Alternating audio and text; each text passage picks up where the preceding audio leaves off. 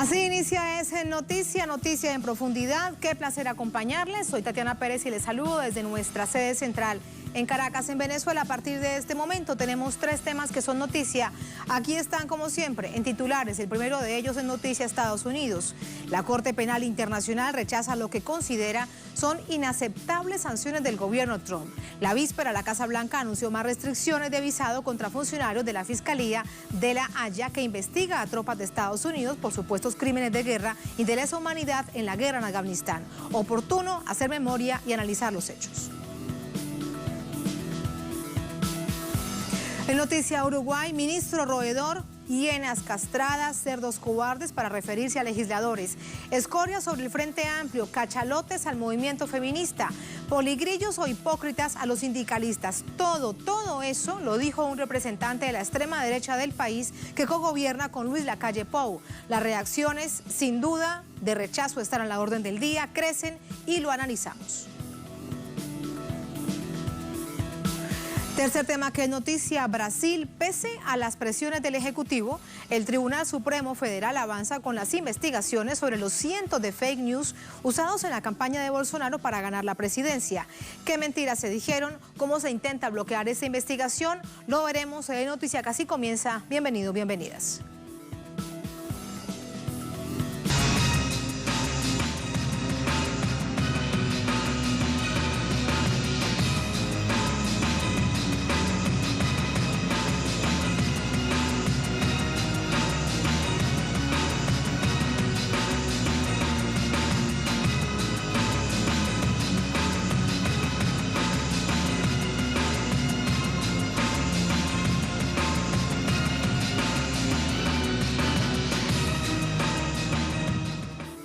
En noticia Estados Unidos, la Corte Penal Internacional fustigó las sanciones por parte del gobierno de Estados Unidos en razón de investigaciones de La Haya sobre crímenes de guerra cometidos en Afganistán.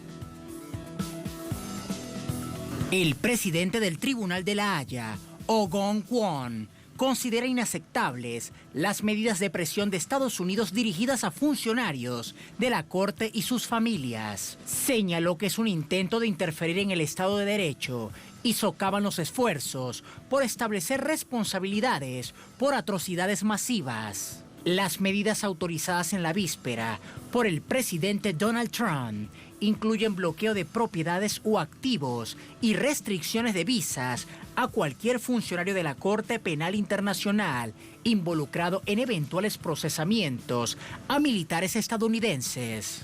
Washington alertó a sus aliados de la OTAN para que adopten la misma posición.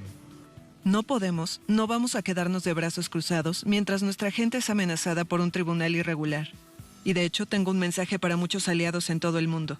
Su gente podría ser la próxima, especialmente aquellos de países de la OTAN que lucharon contra el terrorismo en Afganistán junto a nosotros. También estamos muy preocupados por la amenaza que la Corte representa para Israel. La CPI ya está amenazando a Israel con una investigación de los llamados crímenes de guerra cometidos por sus fuerzas y personal en Cisjordania y la Franja de Gaza. Además, voceros de la Casa Blanca hicieron acusaciones sin fundamento. Peor aún, nos preocupa que potencias extranjeras como Rusia también estén manipulando a la CPI en busca de su propia agenda.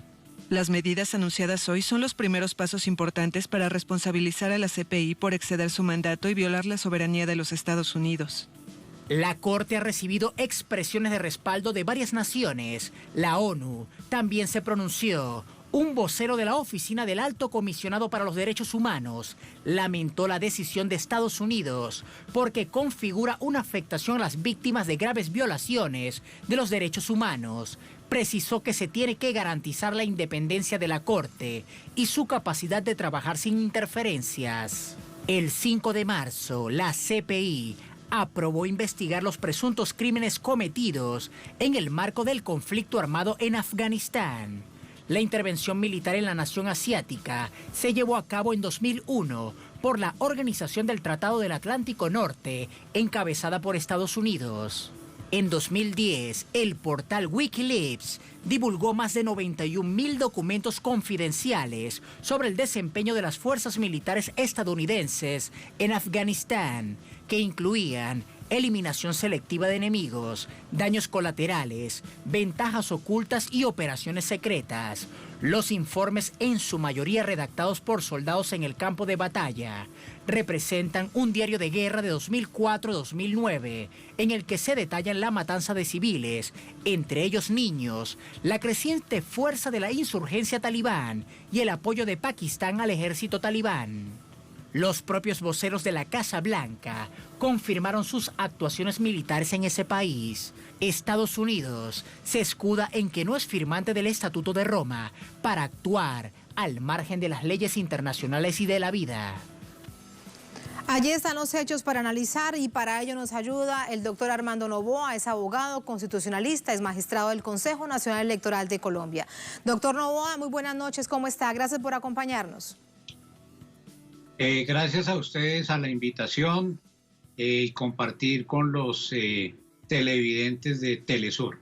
Muchas gracias. Doctor Noboa, primero digamos el incentivo o el argumento que tiene la Corte Penal Internacional para avanzar en estas investigaciones. De hecho, no solamente sobre soldados estadounidenses, también sobre soldados afganos y talibanes. Sí, recordemos que se tratan de episodios que ocurrieron a propósito de los hechos ocurridos a partir del 11 de septiembre del año 2001. La reacción de Estados Unidos es bien conocida y de varios países que lo acompañaron en esa decisión y se determinó que la causa o el origen de la agresión terrorista en Estados Unidos estaba en Afganistán y se decidió entonces prácticamente una invasión de fuerzas militares de Estados Unidos que dieron lugar a la comisión de una serie de delitos que la Corte Penal Internacional califica como delitos de guerra. De hecho, son o crímenes de guerra, en esas dos aristas se están trabajando, o delitos de lesa humanidad. Pero aquí hay algo también de lo que yo quisiera pedirle que nos ayude a aclararlo. Estados Unidos no es suscriptor, no es parte del Estatuto de Roma, en ese sentido no es parte de la Corte Penal Internacional, como no es parte de muchos organismos a nivel internacional. ¿De qué manera entonces la CPI podría investigar a los soldados estadounidenses? Sí, Estados Unidos se ha retirado en el último tiempo de alrededor de unos 10 organismos multilaterales creados en el contexto de Naciones Unidas. Uno de ellos es la Corte Penal Internacional. La Corte Penal Internacional, creada en Roma, su estatuto originario lleva ese nombre, Estatuto de Roma, entró en vigencia en el año 2002 y hay algunas disposiciones del Estatuto de Roma que dan cuenta de la pregunta que usted señala. En primer lugar, por supuesto, el Estatuto de la Corte Penal se aplica solamente a los estados que son parte de su creación. En segundo lugar, el Estatuto establece que los estados que no son parte de su creación obviamente están por fuera de la competencia del mismo. Pero en tercer lugar hay que recordar que los artículos 12 y 13 del estatuto habilitan a la Corte Penal Internacional para investigar delitos cometidos en el territorio de alguno de los estados que hacen parte del mismo, independiente, y repito eso, independiente de la nacionalidad de los autores de esos crímenes de guerra o de lesa humanidad. En esas dos disposiciones es que se apoya la fiscal de la Corte Penal Internacional para invocar su competencia a efecto de investigar a algunos militares y civiles que hicieron presencia en Afganistán y que son eventualmente acusados de la comisión de esos crímenes. Esto resulta muy importante porque entonces sí da un piso jurídico para que la Corte Penal Internacional avance en las investigaciones y contradice, doctor Noboa, la postura del gobierno de Estados Unidos. Sí, recordemos que el Estatuto de Roma, una de las innovaciones que introdujo en el derecho internacional de los derechos humanos, es que a diferencia de la Corte Internacional de Justicia, no investiga conductas de los estados, sino que investiga conductas de personas naturales, independiente de su nacionalidad, siempre, repito, que esas personas hubieran cometido delitos en el territorio de algunos de los estados que hacen parte de el Estatuto Penal Internacional creado en la ciudad de Roma en el año de 1998. Por consiguiente, si hubo militares o civiles de terceros países involucrados en crímenes de guerra en suelo afganistano, la Corte Penal Internacional, según la interpretación que hace la fiscal, y para eso se apoyan estas dos disposiciones del estatuto, pueden ser investigados por ese ente, y de ahí la legitimidad y la legalidad que arropa la decisión que tomó la Corte por iniciativa de la fiscal. Recordemos que en una sala preliminar se había negado su competencia, pero en una sala de apelaciones se decidió revocar esa decisión y habilitar a la fiscal de la Corte para que adelante esa investigación. Decisión, por supuesto, muy importante, porque está anunciando que cualquiera que sea el territorio en donde se refugien los responsables de delitos de lesa humanidad cometidos en el suelo de alguno de los países partes del mismo tratado, no podrán escudarse en esa situación para eludir la acción de la justicia internacional. Hay algo además muy importante, doctor Noboa, de lo que quiero preguntarle su interpretación. En el marco de las reacciones dentro de la Corte Penal Internacional se ha pronunciado el presidente de la Asamblea de los Estados parte, el órgano legislativo de la Corte. Él ha dicho lo siguiente: esta decisión de Estados Unidos socava el esfuerzo común para combatir la impunidad y garantizar la responsabilidad por las atrocidades masivas. En el fondo ese es el asunto, la impunidad ante hechos que deben investigarse y condenar a quien corresponda. Sí, recordemos que el Consejo de Seguridad de Naciones Unidas tiene la posibilidad, en un momento dado, de intervenir y disponer o solicitar a la Corte Penal Internacional la suspensión de las investigaciones que se adelanten. Estados Unidos, Rusia y China, tres superpotencias que están en el Consejo en el Consejo de Seguridad de Naciones Unidas, no son estados partes del Estatuto de la Corte Penal Internacional. Entonces existe el temor de que si se adelanta la investigación en algún momento, pueda Estados Unidos al interior del Consejo de Seguridad lograr que se tome a su interior una decisión que bloquee las investigaciones. Pero más allá de esa circunstancia que todavía no se ha producido, lo que es claro es que la Corte Penal Internacional está actuando en consonancia con los propósitos y los objetivos para la cual fue creada, es decir, para luchar contra la impunidad de los más graves crímenes contra la humanidad en el contexto de conflictos de guerra o de conflictos que no tengan caracteres internacionales y que constituyan una grave afrenta para la sociedad mundial.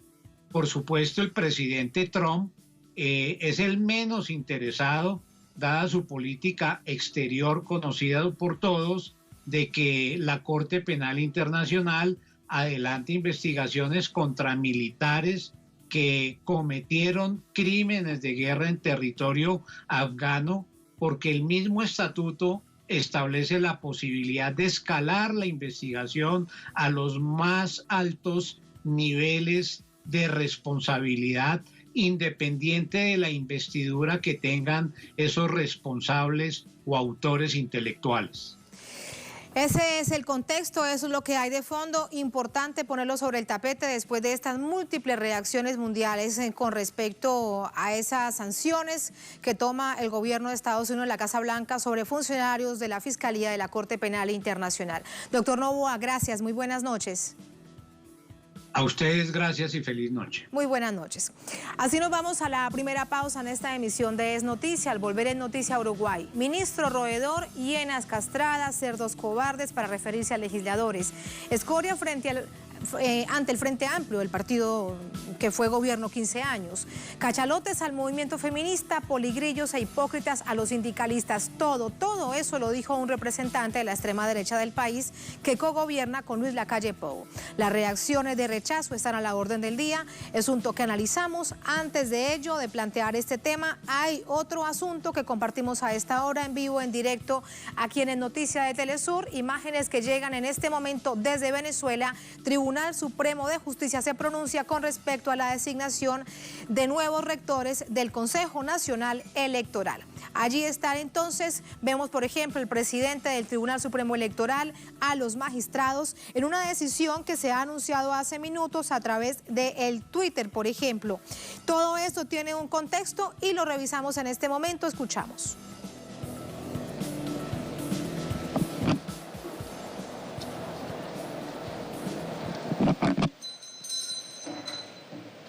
Señora secretaria, sírvase anunciar el objeto del presente acto.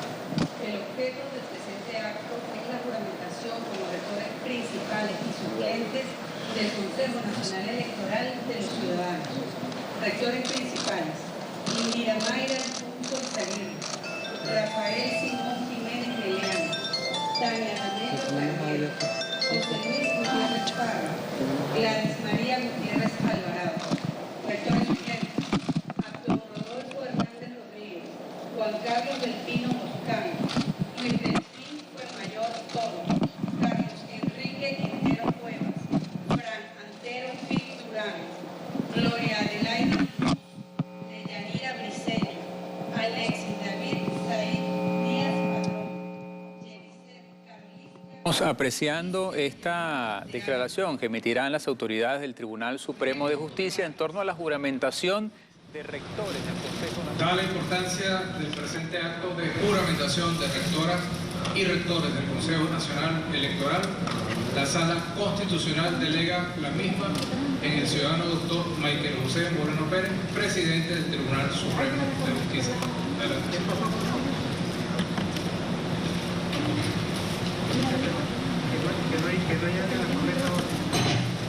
Buenas noches a todos.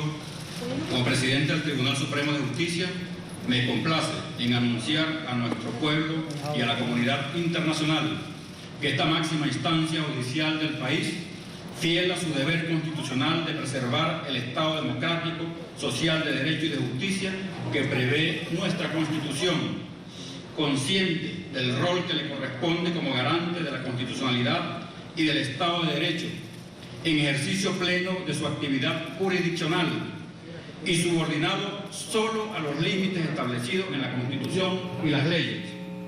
Ha verificado la omisión legislativa en la que ha incurrido la Asamblea Nacional conforme a la sentencia establecida por esta Sala Constitucional.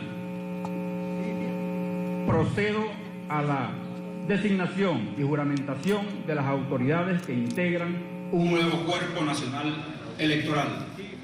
Estoy seguro que este grupo de hombres y mujeres conducirá de manera transparente el tan anhelado proceso democrático electoral como única vía que nos permite dirimir nuestras diferencias y elegir a nuestras autoridades legítimas en los cargos de elección popular. Les deseo éxito en sus funciones, sobre todo en este momento donde debemos ser firmes en la meta de preservar nuestros valores y principios democráticos, heredados por años de historia libertaria y de lucha. Ustedes serán los fieles garantes de la paz y la democracia en nuestro país. A ustedes desde ya nuestro reconocimiento y apoyo en tal compleja pero gratificante labor.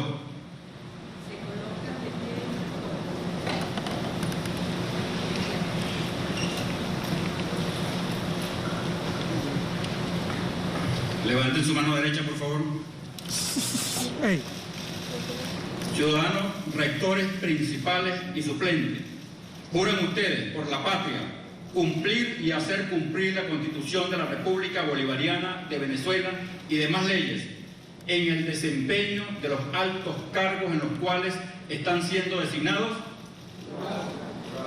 Si así lo hicieren, que Dios y la patria los premien, sino que los demanden. Quedan ustedes juramentados como rectores principales y suplentes del Consejo Nacional Electoral. Felicidades a todos.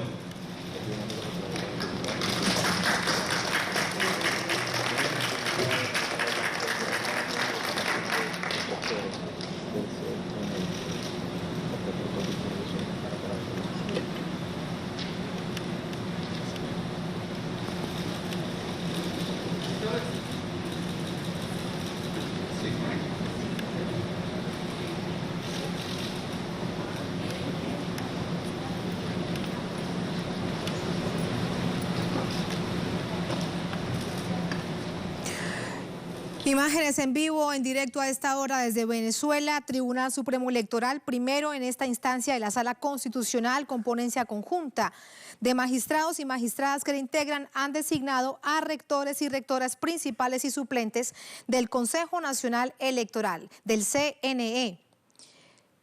Luego de declararse la omisión inconstitucional de la Asamblea Nacional, recordamos que es una Asamblea Nacional en desacato, en la designación de los integrantes del máximo ente comicial. Esta sentencia señala que la Sala Constitucional, dada la relevancia del acto, delegó la juramentación en el presidente del alto juzgado del país, el magistrado a quien acaban ustedes de escuchar, Michael Moreno. Agrega el fallo de la Sala Constitucional que el acto de juramentación se realiza en el auditorio principal del Tribunal Supremo de Justicia este 12 de mayo, como lo vemos precisamente a esta hora de la noche aquí en Venezuela. Han sido designados para integrar el Consejo Nacional Electoral las siguientes personas: Indira Mayra Alfonso Izaguirre como rectora principal y presidenta del máximo ente comicial, Rafael Simón Jiménez Melaam como rector principal y vicepresidente del CNE, Tania D'Amelio Cardiet como rectora principal, Gladys María Gutiérrez Alvarado como rectora principal, José Luis Gutiérrez Parra como rector principal. En tanto, los rectores suplentes del Consejo Nacional Electoral fueron designados las siguientes personas: Abdón Rodolfo Hernández Rodríguez, Alex David Say Díaz Padrón, Carlos Enrique Quintero Cuevas, Yenicet Karolinska Villalobos, Juan Carlos del Pino Boscán, Luis Delfín Fuenmayor Toro, Fran Antero Pic Durán, Gloria Adelaida Muñoz, Deyanira Briceño y Eliuses Alborrego. Recordemos que estos son los magistrados, rectores y suplentes que ya hace solamente minutos han sido juramentados por la máxima instancia de justicia de esta nación suramericana, el Tribunal Supremo de Justicia. Importante contarles esto también.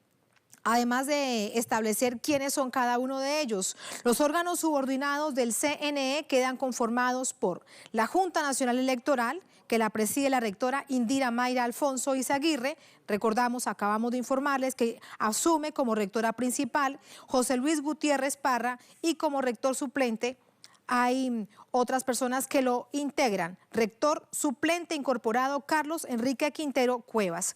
Todo esto tiene que ver con una decisión que hace solamente 2 días tomaba la máxima autoridad de justicia del país. La Tribunal Supremo de Justicia del país le pedía a todos los actores políticos del país, los conminaba que en las siguientes 72 horas debían enviar los nombres de los postulados para que se tuviese precisamente este momento. ¿Quiénes serían los nuevos rectores principales y suplentes del Consejo Nacional Electoral? Importante además recordar que este hecho se da en un contexto de mesa de diálogo desde hace casi un año entre el gobierno del presidente Nicolás Maduro, una mesa de diálogo en el marco del llamado que hacía el presidente Nicolás Maduro a distintos sectores de la oposición.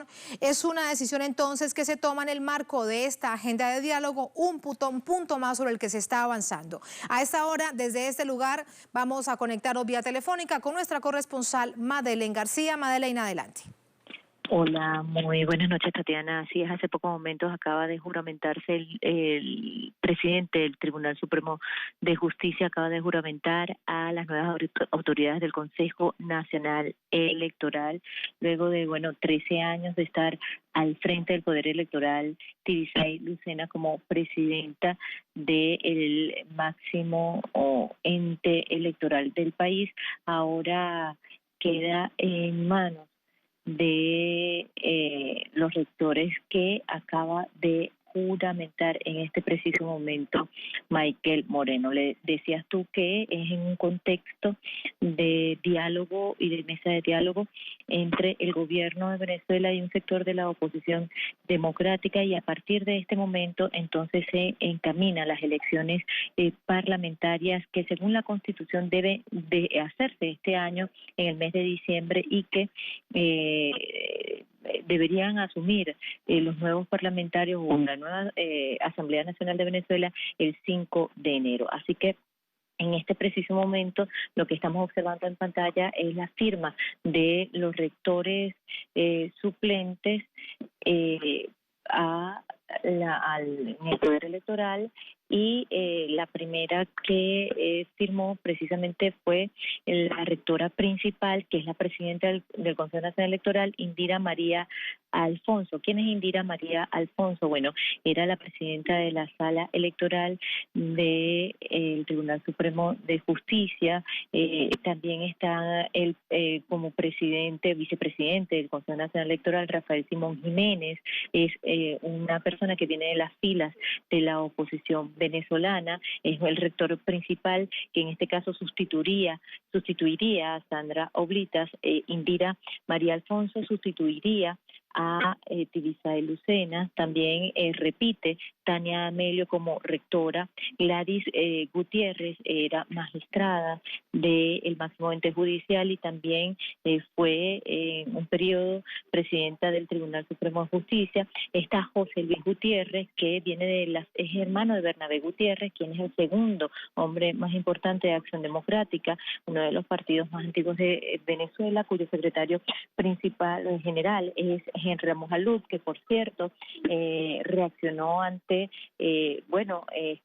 nuevo poder electoral y ha dicho que Acción Democrática no irá a las elecciones parlamentarias, desconoce desde ya al nuevo Consejo Nacional Electoral, lo califica como írrito, y además dijo que Acción Democrática no había propuesto a ningún integrante en el Consejo Nacional Electoral, aun cuando José Luis Gutiérrez forma parte, es hermano de del segundo hombre más importante, mano derecha, si se quiere, de Henry Ramos Alud. Así que se están moviendo el ajedrez político, hablan incluso de división dentro de Acción Democrática. Unos dicen que esta división es simplemente forma parte de una pantomima, porque al final es un acuerdo político al que llegaron, al igual que el resto, o lo que acabamos de precisar en este momento es un acuerdo político, forma parte de la mesa de diálogo, y además que todos han tenido que moverse en torno a el tiempo y el periodo, Tatiana, que ya transcurre en Venezuela para poder elegir a los parlamentarios, y ya quedaba muy poco tiempo. La Constitución establece 6 meses para empezar el proceso electoral, y ya estaban en la raya. Por eso hace una semana atrás los factores políticos opositores que están sentados en la mesa de diálogo con el gobierno, que se han distanciado de Juan Guaidó, que es precisamente el ala que representa a Estados Unidos acá en Venezuela, decidió solicitar al Tribunal Supremo de Justicia que se declarara la comisión legislativa para poder avanzar. En el día de ayer el Tribunal Supremo de Justicia, hace 2 días, le dio un lapso de 72 horas al comité de postulaciones, integradas en su mayoría por la oposición venezolana, por todos los factores de la oposición venezolana, incluyendo el grupo llamado G4, que son los partidos políticos que representan o que son aliados de Juan Guaidó, que es el cabecilla acá de Estados Unidos, y le dio un lapso de 72 horas, Tatiana, para que ellos presentaran además la lista de preseleccionados que tenían. Ellos dijeron en una rueda de prensa el día de ayer que no tenían ninguna lista, que una vez que se nombró el comité de postulaciones para nombrar, para comenzar el proceso, entró el país en pandemia, pero otros diputados que integran esta comisión, este comité de postulaciones, dijeron que ellos no habían querido tener la voluntad política de avanzar en hacer reuniones virtuales y comenzar a recibir las credenciales. Total, que pasó un lapso ya de 2 meses, mucho tiempo, y ya se consigue el país en el límite para comenzar a organizar el proceso electoral de cara a las parlamentarias de este año, que, como repetimos, tiene que ver con un mandato de la Constitución, así está establecido. Así sí, que, Madeleine, allí es importante recalcar en este contexto político y la decisión jurídica que toma el Tribunal Supremo de Justicia en nuestra acostumbrada clave latinoamericana. Este año, por Constitución, por ley, hay elecciones parlamentarias porque el periodo que comenzó en 2015 termina en diciembre de este año. Esto entonces implica que lo que debe haber este año son elecciones parlamentarias. Correcto, Tatiana, son las elecciones parlamentarias las que precisamente corresponden este año y no son las presidenciales, porque precisamente el sector que agrupa a Juan Guaidó, repetimos que es el sector que representa acá a Estados Unidos y que es apoyado por Estados Unidos, hablaban de elecciones presidenciales y parlamentarias, una renovación de los poderes, y eso no está contemplado porque precisamente son las elecciones parlamentarias las únicas que están contempladas. Porque Madeleine, hemos perdido la comunicación con nuestra corresponsal permanente aquí en Venezuela, en Caracas, Madeleine García, ofreciéndonos el contexto oportuno de esta noticia de último minuto que ha tomado el Tribunal Supremo de Justicia de esta nación suramericana. Ya hace minutos, lo han visto ustedes también, han sido juramentados los nuevos rectores del Consejo Nacional Electoral. Algo importante también para destacar es que el tiempo de permanencia de los rectores y rectoras del Consejo Nacional Electoral es de 7 años y para ellos no se había terminado el proceso. Terminaba para unos en 2021 y para otros en 2023. Sin embargo, esta decisión se toma, recordemos, como algo importante para destacar en el marco de una mesa de diálogo entre el gobierno nacional, el gobierno bolivariano y distintos sectores de la oposición llamada democrática, la oposición que quiere a su patria, que quiere avanzar en diálogo político y no en sanciones, sino en bloqueos, sino en guerra económica impuesta desde fuera. Esa oposición entonces incluso fue la que la semana anterior fue al Tribunal Supremo de Justicia para pedirle que de alguna manera desempantanara este proceso que tenía bloqueado desde hace 2 meses, esa oposición que lo que está buscando es apoyar un derrocamiento del gobierno bolivariano con todos los efectos que pueda generar no solamente para un gobierno, sino para toda una nación, para todo un pueblo que está compuesto por más de 30 millones de habitantes. En ese contexto, entonces, se da precisamente este hecho que resulta fundamental para comprenderlo de esta manera y de cara, además, a elecciones parlamentarias que por Constitución se deben realizar este año 2020 y que podrían estar pautadas para finales de este año. Será una decisión que se tome ya con estos nuevos rectores del Consejo Nacional Electoral. Vamos, esto es importante también plantearlo, a recordar quiénes son los nuevos rectores de este Consejo Nacional Electoral. Indira Mayra Alfonso Izaguirre es rectora principal, presidenta del máximo ente comicial, se ha juramentado hace solamente minutos. Rafael Simón Jiménez Meleán, rector principal y vicepresidente del Consejo Nacional Electoral. Tania Diamelio Cardiet, rectora principal. Ella repite en este cargo como rectora del Consejo Nacional Electoral de Venezuela. Gladys María Gutiérrez Alvarado, rectora principal, y José Luis Gutiérrez Parra como rector principal. Todos estos fueron postulados de una preselección que se envió tal como lo había solicitado hace justo 48 horas el Tribunal Supremo de Justicia, que combinaba a todos estos sectores de la oposición a que presentaran los nombres de hombres y mujeres idóneos para asumir estos cargos con profundo conocimiento de las leyes electorales de esta nación suramericana, que valga decir, dentro de Venezuela, el Consejo Nacional Electoral es otro poder. Es un poder independiente al legislativo, al ejecutivo y al judicial. Hablamos también de los rectores suplentes del Consejo Nacional Electoral. Han sido designados Abdón Rodolfo Hernández Rodríguez, Alex David Said Díaz Padrón, Carlos Enrique Quintero Cuevas, Yenicet Carolisca Villalobos, Juan Carlos del Pino Boscán, Luis Delfín Fuenmayor Toro, Fan Antero Pic Durán, Gloria Adelaida Muñoz, Deyanira Briceño y Luises Ali Borrego. Ellos, reiteramos, son rectores suplentes. Todos ellos han sido juramentados esta noche. Los órganos subordinados del CNE quedan conformados que en este momento, cuando tomen la decisión de organizar el proceso de elecciones legislativas y en adelante lo sucesivo, los procesos eleccionarios de este país serán fundamentales. Hablamos de la Junta Nacional Electoral, que la preside la rectora Indira Mayra Alfonso, como rector principal José Luis Gutiérrez Parra y como rector suplente incorporado Carlos Enrique Quintero Cuevas. Vamos de nuevo vía telefónica con nuestra corresponsal Madeleine García. Madeleine, cuéntanos más acerca de lo sucedido esta noche allí en la sede principal, el auditorio principal del Tribunal Supremo de Justicia de Venezuela. Estamos en este momento escuchando a uno de los, el vicepresidente del Consejo Nacional Electoral, el nuevo, que acaba de ser juramentado, así, Rafael Simón Jiménez. Vamos a escuchar. No hay ninguna posición, yo tengo 67 años, estoy en la política desde que tenía 10. Estoy viendo las más altas posiciones. Yo estas posiciones son absolutamente circunstanciales, transitorias. Yo lo que creo, y por eso he aceptado esta responsabilidad, sabiendo la inmensa carga de responsabilidad que implica y la inmensa situación de cuestionamiento que está vendiendo.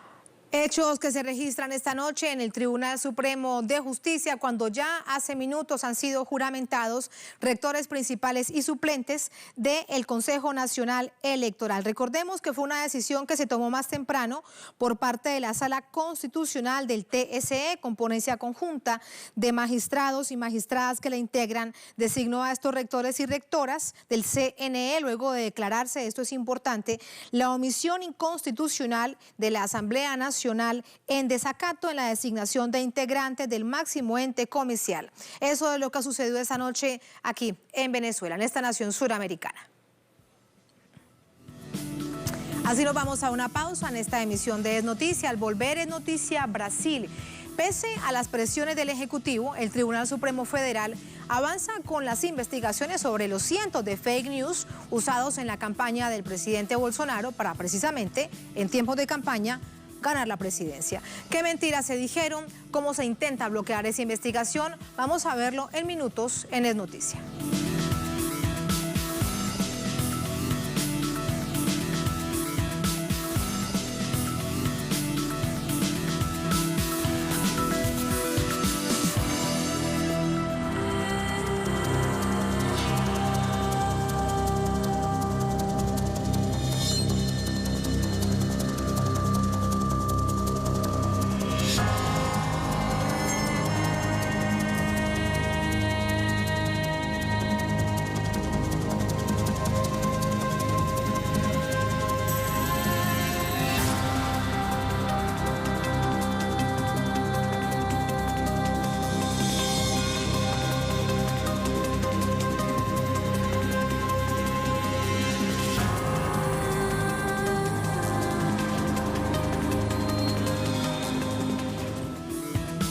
En Noticia Brasil, aunque la pandemia opaque la dimensión de la investigación sobre los fake news que usó Bolsonaro en la campaña electoral, el Tribunal Supremo Federal de este país sigue adelante en la investigación y agrega además el señalamiento del magistrado del Tribunal Superior Electoral. Vamos a revisar todos esos detalles y sus implicaciones. Brasil atraviesa una de sus mayores crisis sanitarias y sociales de su historia, debido a la pandemia por COVID-19, ya que es el epicentro del coronavirus en el hemisferio sur. En medio de la álgida situación, hay una crisis política, la investigación por parte de la Corte Federal Suprema sobre las noticias falsas que señalan al actual mandatario Jair Bolsonaro. El ministro del Supremo Tribunal Federal, Edson Fachin, defendió este miércoles la continuación de la investigación de noticias falsas que se está procesando en el ámbito de la Corte para investigar delitos y ataques contra miembros de esta Corte. Fachin abordó el derecho a la libertad de expresión, pero también señaló que los eventuales abusos relacionados a las fake news deberían frenarse, especialmente cuando existe la intención de producir contenido falso, promover la discriminación e influir en decisiones de carácter público, entre otros casos.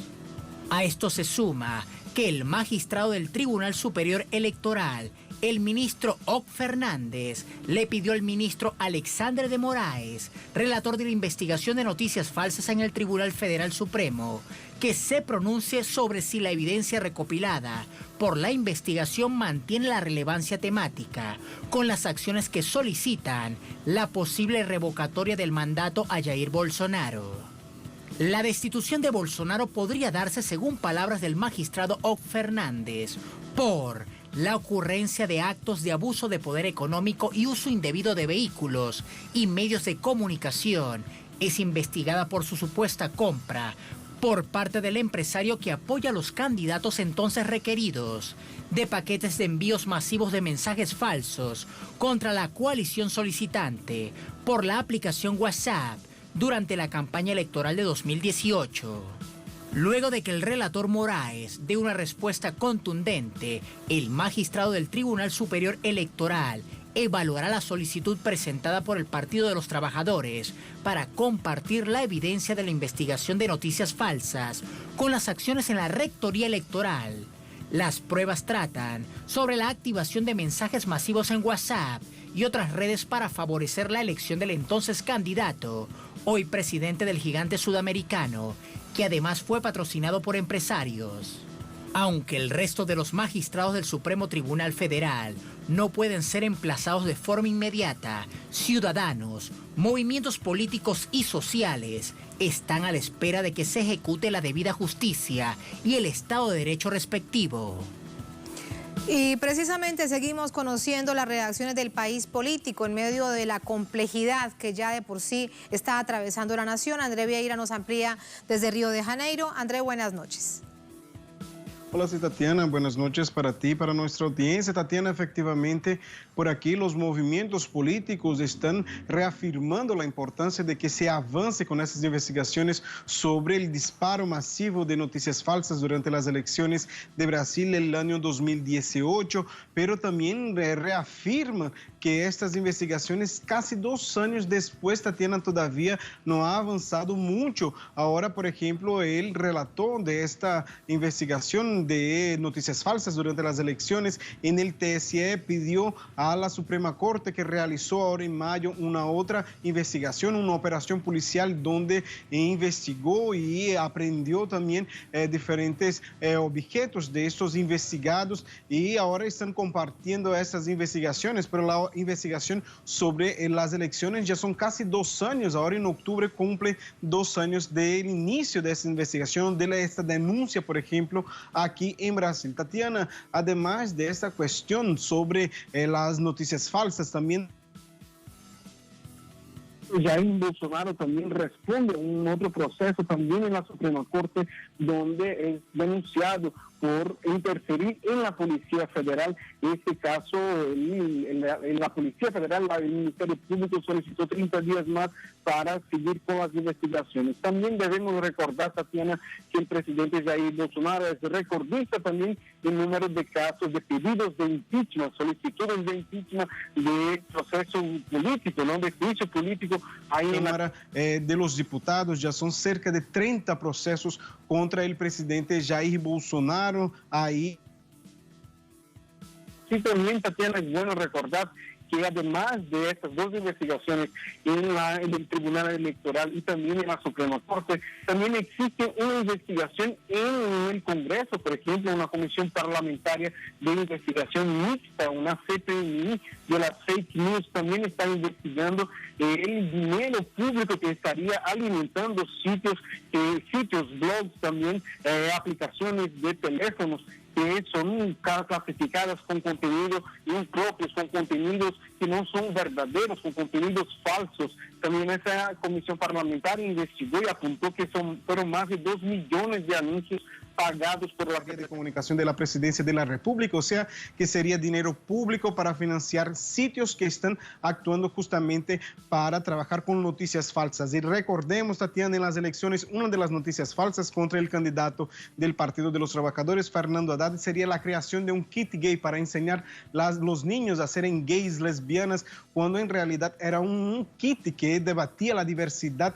Tan importante este debate aquí en este país y también en todo el mundo, Tatiana. Ese es el contexto, vamos a analizarlo. André, gracias, como siempre, muy buenas noches. Buenas noches, Tatiana. Nuestro invitado, Breno Altman, periodista, director de Opera Mundi, analista político. Breno, ¿cómo te va? Muy buenas noches. Buenas noches, Tatiana. Buenas noches a todos que nos escuchen por Telesur. Muchas gracias. Breno, recordando algo que se decía, que se denunciaba, que incluso se convirtió en un tema de conversación, los fake news usados en la campaña del presidente de en ese entonces, quien era el candidato a la presidencia de Bolsonaro, luego se convierte en el presidente del país. ¿Qué verdades deben salir de esta investigación? Mira, es una información que se tiene en Brasil, que incluso muchos medios de comunicación ya enseñaron pruebas a ese respecto, que tiene que ver con el rol fundamental que tuvieron las fake news en el proceso electoral de 2018. Hay muchas pruebas, tanto de la utilización de las fake news, cuanto de la financiación clandestina de estas fake news por empresarios. En Brasil, desde 2015, está prohibido la financiación privada. Los empresarios no pueden poner plata en las campañas electorales. Entonces estamos hablando de un doble crimen electoral. Uno, la utilización de las fake news. El segundo crimen, la financiación clandestina. Esos dos crímenes están bajo juicio de la Rectoría Electoral, del Tribunal Superior Electoral de Brasil. Esos crímenes tienen que ser juzgados por esa corte, por esa rectoría. Se condena. Breno, y son investigaciones que van de manera paralela, la máxima autoridad de justicia y el Tribunal Supremo Electoral, investigaciones que van en paralelo. Sí, son dos investigaciones diferentes. Hay una investigación en la Corte Suprema que tiene que ver con las fake news contra integrantes de la Corte Suprema. Hay otra investigación que está en la Rectoría Electoral que tiene que ver con la utilización de fake news y financiación clandestina en la campaña electoral de 2018. No son la misma investigación, aunque ahora un integrante de la Corte Electoral, de la Rectoría Electoral, ha presentado una demanda de intercambio de informaciones entre una investigación y otra, de tal suerte que la investigación que está en curso en la Corte Suprema pueda servir de apoyo a la investigación que está en la Rectoría Electoral, porque hay muchos elementos incomunes que, según la información que circula, los autores de esos crímenes serían los mismos. Muy importante eso, muy interesante que nos estás contando. A esto sumarle, si te lo pregunto, ¿qué tanto peso pueda realmente tener el hecho que también la creación de muchos de esos fake news, tendrá la investigación que decir cuántos se hicieron fuera de Brasil?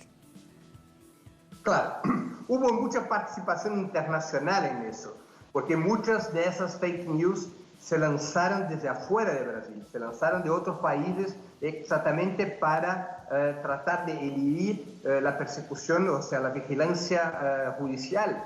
Son lanzamientos de fake news que se hicieron en Singapur, que se hicieron en otros países que no están obviamente bajo la jurisdicción de la justicia brasileña. Entonces, también eso también es una evidencia de un crimen, ¿no? O sea, el hecho de que se lancen informaciones falsas. para influir en una campaña electoral desde afuera del país es un indicio criminal importante. Además, en Brasil la ley electoral es muy clara. No puede haber ningún tipo de apoyo internacional a partidos y candidatos. Eso es motivo suficiente para anulación de procesos electorales, incluso para eliminar el registro de partidos que incurren en apoyo internacional de esa naturaleza o de cualquier otra naturaleza. Breno, ¿y todo el objetivo de esa campaña de mentiras, de ese fake news, era el Partido de los Trabajadores? ¿O había más? Atacar el Partido de los Trabajadores, atacar su candidato Fernando Haddad, atacar a Lula. Ese era el objetivo fundamental, generar un clima de criminalización, un clima de desconfianza, un clima en contra del Partido de los Trabajadores a partir de esas fake news. Esa era la operación de guerra que estableció la campaña de Bolsonaro, en una imitación de lo que ha hecho Donald Trump en la campaña electoral de Estados Unidos en 2016. Y esto, lo que veremos en adelante, incluso servirá para estudios académicos, más allá de la investigación jurídica, Breno, o de del Tribunal Supremo Electoral, de cómo puede cambiarse incluso la decisión de un votante después de recibir tantas mentiras. Digamos, hay un asunto profundo de investigación en tantas áreas. Claro, porque es un proceso nuevo. El tema de las fake news con base en las redes sociales es un proceso nuevo. Las mentiras en procesos electorales nada tienen de nuevo, ¿no? Las mentiras son un clásico de los partidos de la derecha hace muchas décadas, pero la utilización de las redes sociales, la protección en las redes sociales cerradas como WhatsApp, genera un otro ambiente para las mentiras, porque las mentiras en redes sociales cerradas no pueden ser contestadas por nadie, porque caminan esas mentiras, esas fake news en un ambiente protegido. Entonces la tecnología, la revolución tecnológica protege ese tipo de mentiras, las famosas fake news, como instrumento de deturpación de la voluntad popular, de la voluntad electoral. Y por eso es un crimen electoral muy grave, y que si hay justicia, si la investigación lo prueba, se puede incluso anular el resultado de las elecciones de 2018, y eso significaría, si la anulación ocurre antes del 1 de enero de 2021, eso significaría la convocación de nuevas elecciones presidenciales en 90 días, lo que permitiría la reorganización democrática del país. Ese sería sin duda un hecho trascendental, que avance la justicia. Gracias, Breno, por ayudarnos a comprenderlo. Muy buenas noches. No, por eso, sí, siempre a la orden de ustedes. Muchísimas gracias, buenas noches. Gracias a ustedes por habernos acompañado. Ponemos punto final a esta emisión de Noticias. Cerramos nuestra pantalla tradicional. Nos quedamos en redes sociales, @NoticiaTLSur, @TatianaTLSur durante esta jornada. Esta noche, otro hecho ha sido noticia. Con eso lo dejamos. Muy buen fin de semana. Hasta el lunes.